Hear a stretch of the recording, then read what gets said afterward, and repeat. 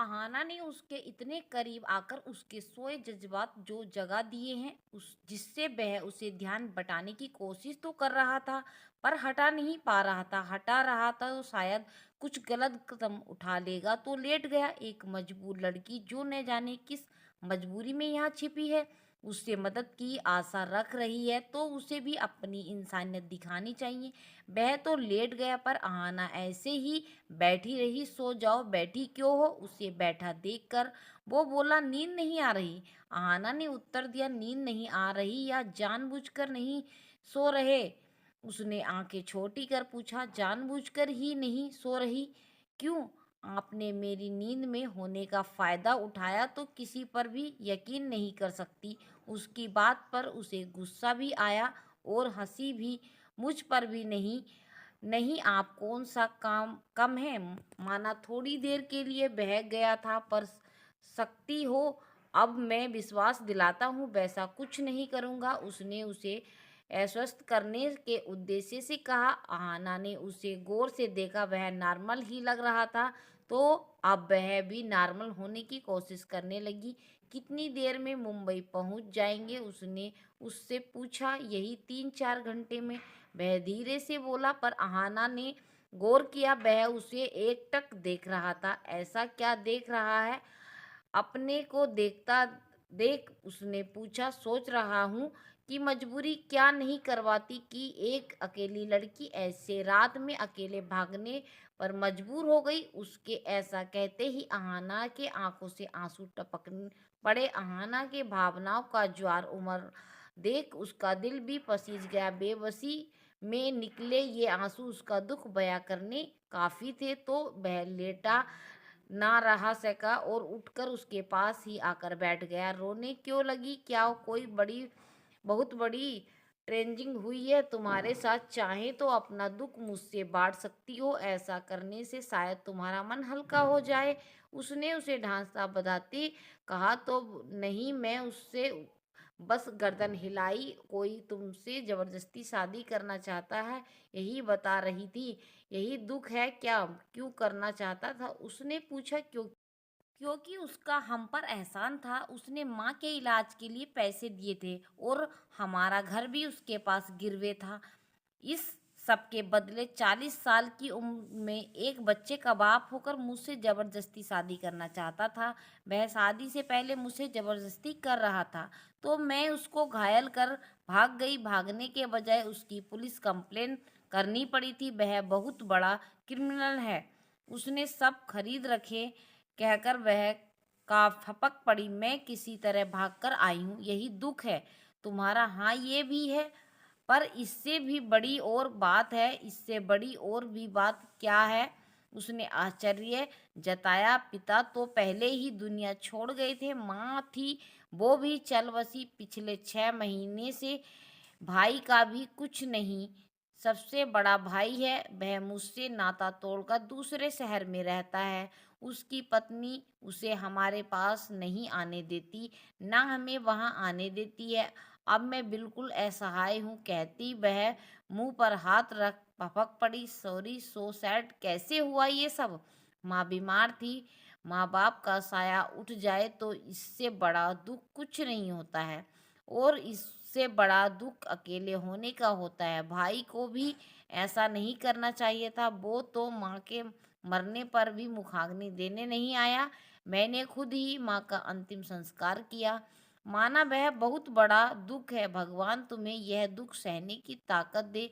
पर यह बात तो सच है कि माँ बाप हमेशा साथ नहीं रहते, अकेले ही खुद को संभालना पड़ेगा। यही सोचकर खुद को धीरज दो। उसने उसे हौसला बढ़ाते हुए, सिर्फ यही दुख होता तो संभाल लेती। वह सुबकते बोली, इसके अलावा भी कुछ है? उसने पूछा तो उसकी आंखें छलक आई, चेहरे पर कसक उभर आई। प्यार ब्यार का चक्कर तो नहीं है? उसके चेहरे पर उभर आए दर्द भरी कसक से उसके लिए अंदाजा लगाना जरा सा भी मुश्किल नहीं था। पर आहाना चुप थी। यही समझा प्यार का चक्कर। उसने उसकी तरफ सवालिया नज़र से देखा, पर वह कुछ नहीं बोली। ना जाने क्यों पड़ते हैं लोग प्यार के चक्कर में। वह सब बहुत पेनफुल है। लोग दुख इसमें नहीं पड़ते, यह तो खुद ही हो जाता है। जो भी है, पर इस सबसे दूर रहना चाहिए। आपने किया है, मेरी शक्ल देखकर मैं स्टूपिड लगता हूँ कि मैं प्यार ब्यार में पड़ूंगा।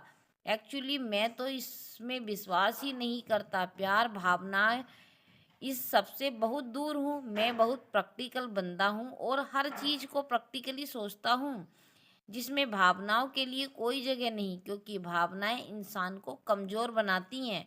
उसने अपने विचार रखे, बिना भावनाओं के भला इंसान होते हैं? किसने कहा नहीं होते? मैं इसका उदाहरण रहा। ना खुशी में खुशी मनाता हूँ, ना गम में आंसू बहाता हूँ। जो इंसान अपनी भावनाओं को काबू कर ले, उसके बराबर मजबूत इंसान इस संसार में कोई नहीं। और मैं बहुत मजबूत हूँ, क्योंकि मेरा अपनी भावनाओं पर काबू है। इसका मतलब आप हार्टलेस हैं, दिल नहीं है आपके पास, यही समझ सकते हो। नहीं, उम्र तो हो रही है आपकी, फिर क्यों नहीं की? उसकी उम्र का अंदाजा लगाकर वह बोली, हाँ उम्र तो हो गई है, पर मैं शादी या किसी बंधन में बंधने में विश्वास नहीं करता। एक्चुअली मैं किसी से बंध कर नहीं रह सकता, ना कोई मेरे साथ ज़्यादा दिन टिक पाता है।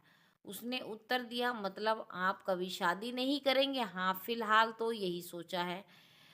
कभी तो किसी की कमी महसूस होती होगी, अकेलापन लगता होगा।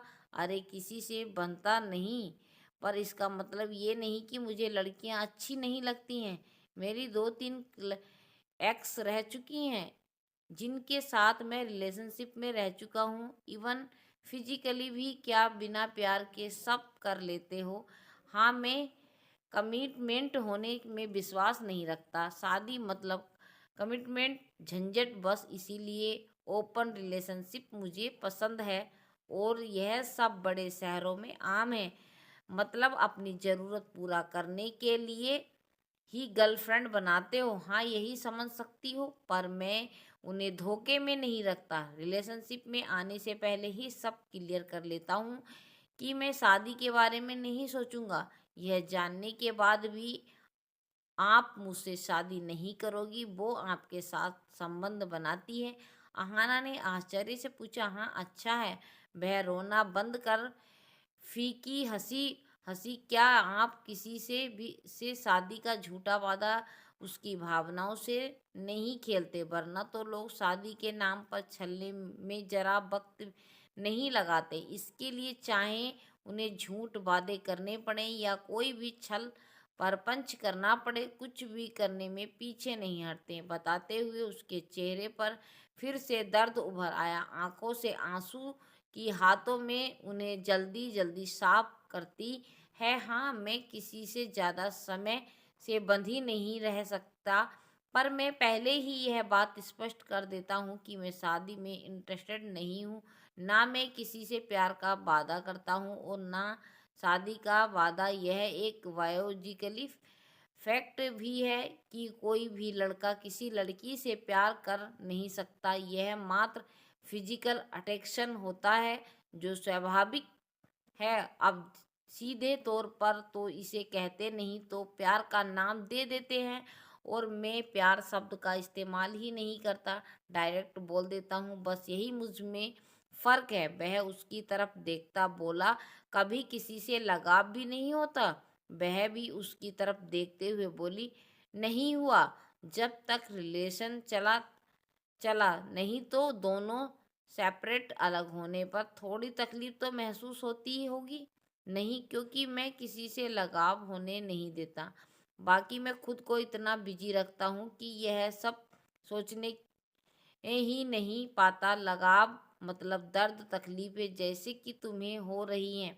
प्यार में धोखा खाया है क्या तुमने? क्या किसी से प्यार के नाम पर तुम्हें धोखा दिया? उसने पूछा तो